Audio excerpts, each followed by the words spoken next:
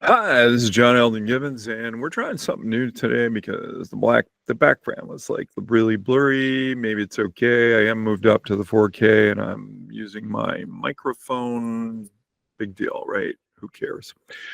All right, today, really quick, we're going to talk about a growth mindset, and it's really important that we go back all the way to Aristotle and his writings on the pursuit of excellence through practice and the idea that virtue is developed through habit, okay? And you align it with the core principles of a growth mindset. And Aristotle discussed the concept, which I'm going to butcher this, but it's eudaimonia. A closer translation to this word is eudaimonia. Eudaimonia, which translates roughly to a human flourishing or well-being. It suggests that individuals can actively work toward achieving their full potential through continuous development. And that's what we're talking about today. If you get nothing out of these extras, one of the things I want you to realize is that everything, expanding your mind, everything from your health, the type of food you put in your body, and just taking the time to meditate and think. These are old concepts, obviously. I mean, we're going all the way back to Aristotle. Aristotle basically tells us that by creating these habits, we can create excellence, and that the individual can cultivate positive traits and the ability through deliberate efforts. Now, who else talks about deliberate living? Thoreau, right? We fast forward. There is really nothing new in these thoughts. Thoreau, being a person who studied the classics, understood that he was able to rephrase these for a time in which he was living, just as we do it now. A lot of what we're seeing is just rehashes of the same thing over and over and over again. The difference is this is a new kind of thought for some people. They've never been exposed to it. And I hope that through this process, you get exposed to these new types of thought. Now, I'm going to tell you something.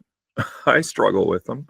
Everyone struggles with them. I don't know of anyone in any of these industries or any of these people that are telling you what to do that have not been through some kind of adversity and questioned.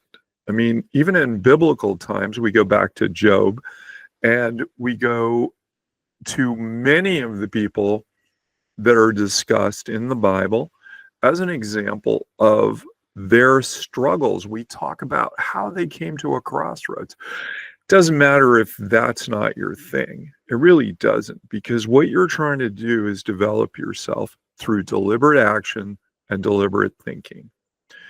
We're going to explore the idea of living deliberately a little later, but before I go today, here's what I'd like you to do. I want you to go back to your list and start thinking about all of the things that you need to do. And now ask yourself, how can I do these in a deliberate manner? In other words, what's more important? What are the top one or two things that are really important right now to me? That's a good way to start with living deliberately. We're going to talk about more about deliberate living. I also have another announcement.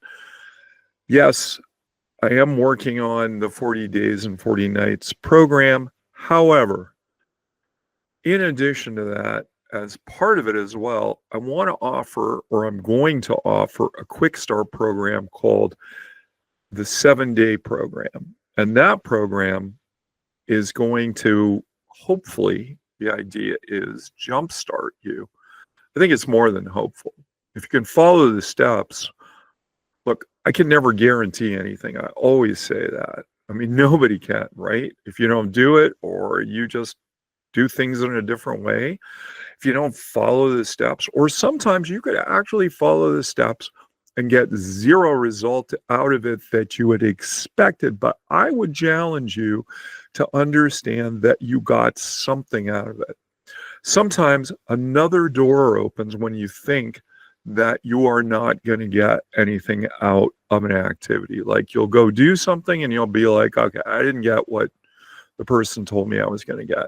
However, I did meet a whole bunch of new friends. I did, improve my body, my mind, my spirit. And that really wasn't the result of, what was expected. It wasn't expected to get that result. The fact is, it was a side benefit. And in the end, you may find out that side benefit was even more important or as equally important. Anyway, this is John Elden Gibbons, and glad you're with me. Hope you have a great day.